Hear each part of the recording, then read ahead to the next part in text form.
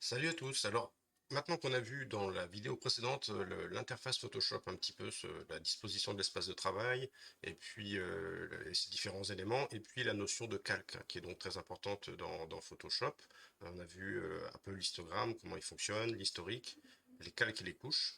Et puis on avait donc appliqué un réglage de désaturation. Je vous avais montré donc qu'en dupliquant une image, on pouvait appliquer un réglage sur cette image, et ensuite en la décochant, voir un petit peu l'effet que produisait ce réglage. Alors, une autre manière d'appliquer un réglage va être de faire un calque de réglage. Plutôt que de dupliquer l'image et de lui appliquer un réglage, on va cette fois utiliser une technique qui est de créer directement un calque de réglage sans avoir besoin en fait de dupliquer notre image. Pour ça, on va ouvrir le menu calque ici, on va aller dans nouveau calque de réglage et on va choisir le fameux menu teinte saturation, hein, le même que la dernière fois. Il va nous demander comment on souhaite appeler ce calque de réglage. Donc on va l'appeler désaturation. Voilà. Donc cette fois, on voit que plutôt que dupliquer notre image, il nous a créé au-dessus de notre calque un nouveau calque, donc qui est un calque de saturation, avec à côté un petit rectangle blanc. Donc là, ça va nous permettre d'aborder une autre technique très utilisée qui est celle des masques de fusion. Donc les masques, de manière générale, en traitement de photographie en astrophotographie, vont être une technique très utile qui va nous permettre, alors pourquoi masque? Eh bien, tout simplement parce que ça va nous permettre de masquer certaines zones de l'image pour les protéger d'un traitement qu'on applique, de sorte que ce traitement s'appliquera uniquement aux zones de l'image qu'on aura choisies. Par exemple, on peut très bien appliquer un réglage uniquement sur les étoiles, uniquement sur la nébuleuse, par exemple, si on travaille sur cette image, ou uniquement sur le fond de ciel. Et donc, on va pouvoir faire tout un tas de masques plus ou moins complexes qui vont nous permettre de travailler de manière très fine sur des zones localisées de l'image et de protéger les zones qu'on souhaite protéger. Alors ici, en créant le calque de réglage saturation, ça m'a ouvert une petite fenêtre. Donc c'est la fenêtre en fait du calque de réglage saturation dans laquelle on retrouve un petit peu le même réglage que dans le menu image réglage saturation, hein, dans lequel on était allé la dernière fois pour faire ça. Donc là, si je suis positionné sur mon calque de réglage et que j'agis sur la saturation, vous voyez qu'on obtient le même effet hein, qu'en passant par le menu image réglage. Voilà, donc je vais appliquer une désaturation, par exemple à moins 50, hein, ou ouais, voilà, moins 50, à peu près comme on avait fait. Voilà. L'avantage en fait de passer par un calque de réglage, c'est qu'on va pouvoir modifier. Hein, c'est-à-dire que si on n'est pas content et qu'on souhaite finalement monter un peu, on peut, voilà, ça reste en fait en permanence. Ça reste en permanence via cette fenêtre-là qu'on peut fermer. Voilà, si je ferme, mais mon calque de réglage, lui, il est toujours là. Donc si je clique dessus, je rouvre cette fenêtre et je modifie un peu ma désaturation. Voilà. Donc c'est du coup beaucoup plus pratique que de créer un duplicata de l'image, appliquer un effet dessus, là, et puis ensuite valider. Parce qu'en fait, on peut pas, si on souhaite modifier, il faut ensuite effacer et recommencer. Là, ici, on a une technique un peu plus élaborée qui consiste à créer des calques de réglage qu'on peut ensuite modifier à notre guise. Et autre chose, quand on crée un calque de réglage, il nous associe automatiquement ce qu'on appelle un masque de fusion. Voilà, masque de fusion ici, qui va nous permettre en fait de protéger, hein, comme je l'ai expliqué, certaines zones de l'image, d'agir uniquement sur certaines zones de l'image. Alors ici, on a un masque qui est tout blanc. Pour se rendre dans le masque, on va faire Alt, clic gauche. Voilà, là on est sur notre masque, il est tout blanc. S'il est tout blanc, ça veut dire que le réglage qu'on a choisi ici va être appliqué intégralement à l'image d'en dessous. Parce que le masque est tout blanc, ça veut dire que l'effet passe au travers. Hein, le masque n'a aucune opacité, il est transparent, on peut dire, et donc l'effet passe entièrement sur l'image qui est située en dessous, donc mon image originale. Que d'ailleurs, j'aurais pu dupliquer, CTRL J. Voilà, donc pour dupliquer une image, c'est soit clic droit, dupliquer, pour dupliquer un calque, je veux dire, soit CTRL J, je me positionne dessus, CTRL J. Voilà, couleur copie. Donc comme ça, mon calque de réglage, il va s'appliquer à une copie et non pas à l'image initiale. Alors pour ça, je vous montre un autre petit truc au passage. Si j'appuie sur la touche Alt et que je me positionne entre le calque de réglage et mon calque, si je me mets juste entre deux comme ça, je vois apparaître une petite icône. Et si je clique sur la souris quand cette icône est apparente, hop, mon calque de réglage va se décaler vers la droite et une petite flèche va apparaître. Donc ça veut dire qu'en fait, notre calque ne va agir que sur le calque qui est situé juste en dessous. Si je masque mon calque là, en décochant l'œil, en fait, mon réglage va se décocher en même temps, il va se griser, et donc il n'agit pas sur mon calque de base, hein, sur mon calque original. Voilà, c'est un calque donc un calque de réglage qui va agir uniquement sur le calque d'en dessous, grâce à cette petite manip Alt, et je clique entre deux. Vous voyez, si je le fais, ça annule, ça revient à gauche, et là, si je décoche mon calque copie, le réglage va passer à travers et venir affecter mon calque initial, ce que je ne veux pas, donc avec Alt, je décale, et comme ça j'agis que sur le calque d'en dessous. Voilà, c'était un petit truc au passage. Alors, on revient au masque de fusion. Donc l'idée, c'était qu'en fait, mon effet de désaturation n'agisse que sur des zones que je choisis. Par exemple, je vais décider de désaturer un peu arbitrairement, là pour l'exemple, uniquement cette zone-là, uniquement cette zone de l'image. Pour ça, il faudrait que cette zone de l'image soit en blanc sur mon masque et que tout le reste de l'image soit en noir. Alors, ça va nous permettre d'utiliser un autre outil de Photoshop, un petit outil simple. Donc, je me rends sur mon masque de fusion, je fais Alt et clic gauche pour me rendre dessus. Et là, je vais venir choisir le pot de peinture. Alors, le pot de peinture, et il faut que je le retrouve hein, d'ailleurs, parce que je ne l'ai peut-être pas dans mes outils de base. Alors, s'il n'est pas dans les outils, si vous cherchez un outil qui n'est pas dans la barre d'outils de base, vous avez ici trois petits points. Alors, les trois petits points, si je clique dessus en restant appuyé, je vais ouvrir tout un menu dans lequel j'ai en fait, les outils qui ne sont pas dans la barre d'outils. Donc, je maintiens, voilà, et je me rends sur pot de peinture. Voilà, le pot de peinture, du coup, apparaît ici. Ça veut dire que je l'ai sélectionné.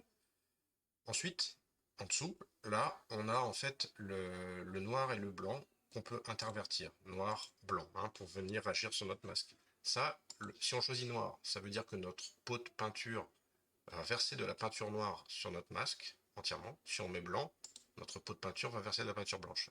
L'outil pot de peinture, son utilité, c'est de remplir une image entièrement avec une couleur en un seul clic. Par exemple, je me mets sur le noir, comme ça, je clique, voilà, ça devient tout noir. Je me repositionne sur blanc, je suis sur pot de peinture, je clique sur mon masque, il devient tout blanc.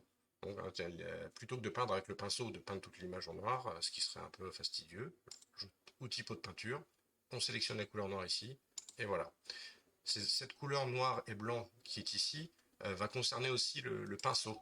Donc si maintenant je vais sur le pinceau qui se trouve ici, outil pinceau, et que je sélectionne la couleur noire, forcément si je peins noir sur noir ça fait rien, mais si je sélectionne la couleur blanche, voilà, je vais pouvoir avec mon clic gauche de souris peindre en blanc mon masque noir. Alors, si je veux annuler ce que je viens de faire, c'est simple, je vais dans l'historique, j'annule mon dernier coup de pinceau et le précédent, voilà.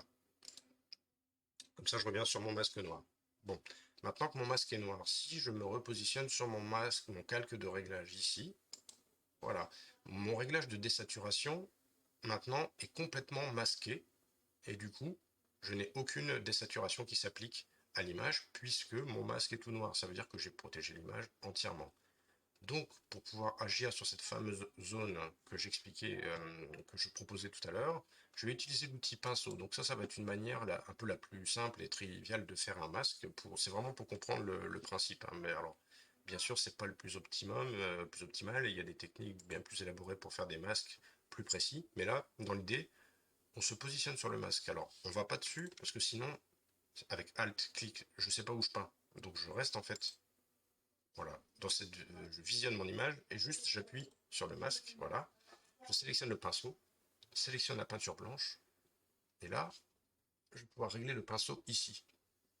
Donc ici, ce petit menu là, ça correspond au réglage du pinceau. On a son épaisseur, l'épaisseur en pixels du pinceau. Donc là, on a un rond qui fait 280 pixels de diamètre, et je peux agir sur la taille si je veux colorier des zones, peindre des zones plus ou moins petites ou grandes de l'image. Voilà, donc 200-300, c'était très bien. La dureté du pinceau, ça va être le fait qu'il soit très net ou très flou. Et du coup, si on peint en blanc des zones en étant avec une dureté maximum, ce qui se passe, c'est que les zones qui sont juste à côté, on va avoir une transition entre le blanc et le noir qui va être très dure. d'où la dureté. Tandis que si on l'abaisse, voire même si on le met à 0%, pourquoi pas, on va avoir un masque qui va être flouté, ce qui va nous permettre d'avoir un effet, une transition entre la zone désaturée et le reste de l'image qui sera plus progressive. Et de manière générale, quand on fait des masques, on le reverra plus tard avec d'autres masques plus élaborés pour d'autres traitements, il faut toujours, ou quasiment toujours, avoir des masques qui sont floutés et qui sont progressifs pour qu'en fait les traitements qu'on applique à des zones de l'image euh, ne provoquent pas des transitions trop brutales avec les zones de l'image qui sont juste à côté. Voilà un petit peu le principe. Donc ici j'ai choisi un pinceau de 200 pixels, j'ai mis la dureté à 0%, et avec mon pinceau blanc, je vais peindre, voilà, cette zone-là, par exemple, hein, comme on avait dit. Voilà. Donc là, ce qui se passe, c'est que j'ai donc ici sur mon masque de fusion, si je me rends dessus avec Alt-clic, je vois la fameuse zone que j'ai peint en blanc. Et on voit bien que c'est flouté, hein, ça c'est dû à la dureté. On a aussi un réglage d'opacité du pinceau qui permet de le, comment on pourrait dire, de le rendre plus ou moins transparent, plus ou moins d'agir sur l'effet du pinceau. Si je mets par exemple une opacité à 30%, vous voyez que hop, ça peint en gris, ça peint pas en blanc. Je reviens en arrière. L'opacité permet de régler la force du pinceau. Moi, je la laisse là pour cet exemple sur 100%. Il est flouté, voilà. Donc, ça, c'est mon masque de fusion. Ici, l'effet de désaturation de notre calque de réglage va être appliqué uniquement sur cette zone-là et pas du tout sur tout ce qui est noir. Alors, on peut le voir tout simplement pour contrôler ça, on décoche notre calque copie, là, couleur copie, celui qui reçoit l'effet du calque de désaturation. Si je le décoche, on voit que la fameuse zone ici, si vous voyez, elle se resature. Elle se désature, elle se resature. Voilà.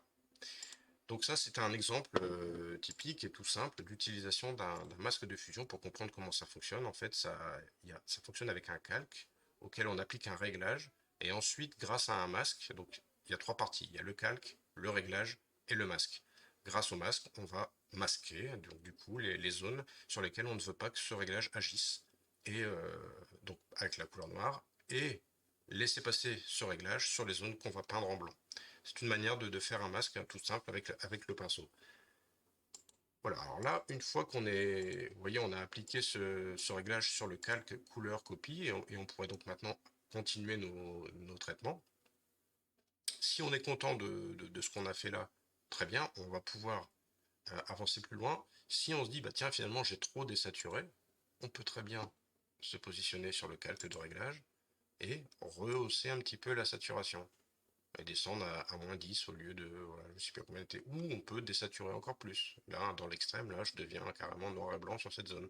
Ou alors, au contraire, on peut décider de saturer cette zone, vous voyez. Donc là, j'ai fait exprès de saturer excessivement cette zone. Alors, on voit que même si le masque est flou, si on agit trop fort sur un effet localement, forcément, ça va se voir avec le reste de l'image, hein, c'est évident. C'est pour ça que quand on utilise des masques, on les rend flous, mais pour autant, c'est pas pour ça qu'on va. Voilà, il faut toujours agir subtilement sur les réglages jusqu'à obtenir, enfin, pour ne pas créer des différences au sein de l'image qui soient trop importantes. Donc ici, voilà, je vais revenir sur une petite désaturation de cette zone. Et voilà pour cet exemple. Donc je peux fermer ce calque de réglage, il reste ici. Et une fois que je suis content, je peux fusionner l'ensemble. Alors pour fusionner l'ensemble, je peux sélectionner comme ça mes trois calques, avec la touche contrôle, je clique successivement sur mes trois étages là, et avec clic droit, je peux, alors ça on n'avait pas encore vu, fusionner les calques. Fusionner les calques. Et là ce qui se passe, c'est que donc j'ai fusionné l'ensemble de mes trois étages de calque pour n'en faire plus qu'un qui tient compte de ce que j'ai effectué comme opération, c'est-à-dire désaturer uniquement cette zone. Voilà, et maintenant je peux continuer mes réglages. Une autre manière de faire aurait été de, en fait, voilà, ne pas faire de copie, ne pas faire de copie du calque initial et d'appliquer le réglage sur ce calque initial. Donc là, vous voyez mon calque initial qui n'est pas désaturé. Je lui applique mon réglage de désaturation et en fait, avec Alt et le clic gauche, je me positionne là entre les deux calques. Et voilà, donc du coup là, je vais pouvoir poursuivre mes traitements en ayant un réglage qui ne s'applique, le réglage de saturation, qu'à la zone, la fameuse zone que j'ai décidé. Si par exemple je décide de saturer, là j'ai désaturé une zone. Si maintenant je veux saturer d'autres zones, augmenter la saturation d'autres zones pour vous montrer un petit peu. Donc je vais tout simplement créer un autre calque de réglage, cette fois. Alors, nouveau calque de réglage, teinte, saturation. Alors, je vais l'appeler cette fois saturation, puisque je vais saturer et non pas désaturer. Entrée. Voilà. Il m'a créé un nouveau calque de réglage, un nouveau masque de fusion associé qui est tout blanc. De la même manière, je vais cliquer sur Alt, me positionner entre deux, jusqu'à voir apparaître la petite flèche. Voilà. Donc ça me fait décaler le calque de réglage avec la petite flèche vers le bas qui montre que ça n'agit que sur le calque qui est en dessous. Ce qui est valable dans le cas où on a plusieurs calques. Ici, on n'en a qu'un, mais quand même, on anticipe ce qui peut se passer par la suite du traitement. On sait que ces calques-là de réglage n'agissent que sur le calque qui est ici. Je me rends maintenant avec Alt, clic gauche dans mon masque de fusion. Je le peins en noir avec le pot de peinture que je vais sélectionner ici. Je sélectionne noir. Voilà. Et maintenant, mon réglage de saturation, que je vais augmenter par exemple ici à 20, je vais saturer à plus 20. Donc pour l'instant, je vois rien. C'est normal puisque mon masque de fusion est tout noir. Donc la saturation que je viens d'appliquer n'est visible à aucun endroit de mon calque d'image. Je vais me positionner sur le masque de fusion, choisir le pinceau, la couleur blanche. Et maintenant, tout à l'heure, j'avais désaturé ici et je vais me dire, tiens, je voudrais bien saturer par ici, là. Donc je vais peindre en blanc cette zone. Avec un pinceau, je vais prendre un peu plus gros. Et alors là, je peins cette zone. Et puis tiens, je vais peindre par ici. Je décide de peindre là tout un peu, toute la couleur un peu rouge-orangé là, qui sont par ici, par ici. Cette zone-là, par exemple, je vais la saturer un peu. Alors là, ce que je fais, c'est un peu basique parce que je ne protège pas mes étoiles. Ce qui veut dire que je suis en train de saturer toutes mes petites étoiles qui se trouvent dans la nébuleuse en même temps que la nébuleuse. C'est normal, c'est parce que c'est un exemple et que on n'a pas été plus loin. Mais dans l'idéal, il aurait fallu protéger les étoiles de l'effet de ce qu'on est en train de faire. On verra plus tard comment créer des masques qui peuvent combiner en fait d'agir sur certaines zones tout en protégeant d'autres. Donc des masques un peu plus complexes qui peuvent utiliser plusieurs masques. Ici, si je me rends sur le masque que je viens de créer, Alt, clic gauche, voilà, on voit un petit peu où est-ce que j'ai peint, où est-ce que la saturation va s'appliquer. Donc si je décoche ma saturation, on voit bien effectivement où agit la saturation. Donc voilà, ça c'était le principe des masques de fusion, donc à appliquer à un calque de réglage ici, calque de réglage désaturation et ensuite calque de réglage saturation.